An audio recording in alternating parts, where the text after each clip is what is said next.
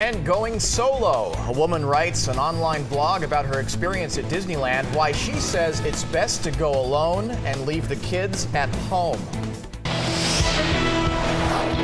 This is News 10 at 9. It just got 10 degrees warmer in the Weather Traffic Center. Melissa Could feel it Crowley radiating. heard that. The steam is rising from her. It's probably right the meanest now. thing I've said all week, but it wasn't me. It was this woman who did it on her own. And I'm guessing 2 words, single rider. That might be the Yep, factor. that's one That might be factor. the factor. Yeah. Well, when you go to Disneyland with family, you're not always guaranteed a good time, right? All right. When you combine the sweltering heat, if you go midsummer with those long lines and finding parking and the admission and the food prices, that can really send somebody over the edge. Even this guy who went with a friend clearly did not have a good time. Ugh, hate that ride. That's my least favorite ride in the entire park. It was so boring. It was so bad.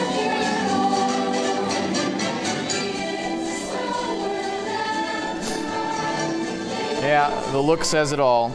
So what's the solution? According to blogger Erica Bray, it's better to visit Disneyland alone. In fact, she said it was one of the best days of her life.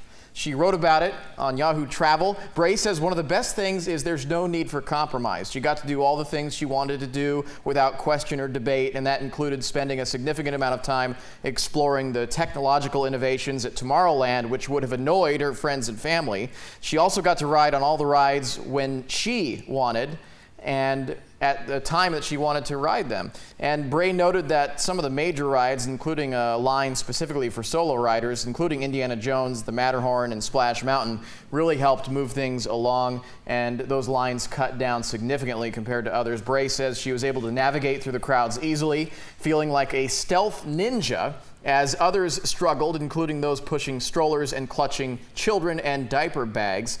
And Dan, she was also able to get to the very front of the parades, and as she noted in her blog here, she felt like she got preferential treatment by the Disneyland staff, not once but twice, being able to ride the very front of Space Mountain. I get it all, and it does make sense, single rider and everything, but the joy that you get from the kids. In fact, when we were putting together our family, we talked about the Disney factor.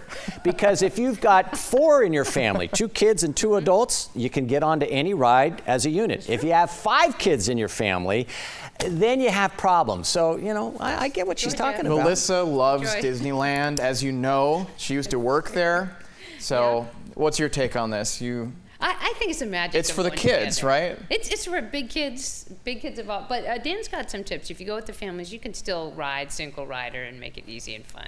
I love seeing the faces. That makes it for me. Well, yeah, and when I went back as an adult last year, I realized it wasn't the same as when I was a kid. When you're a kid, it's just so magical. And you live with that experience your whole life. So plus, when you were a kid, you didn't pay for it. As an adult, you did. Okay, I'll let you get That's to work. the less magical part. I have heard people say you should cut down on strollers.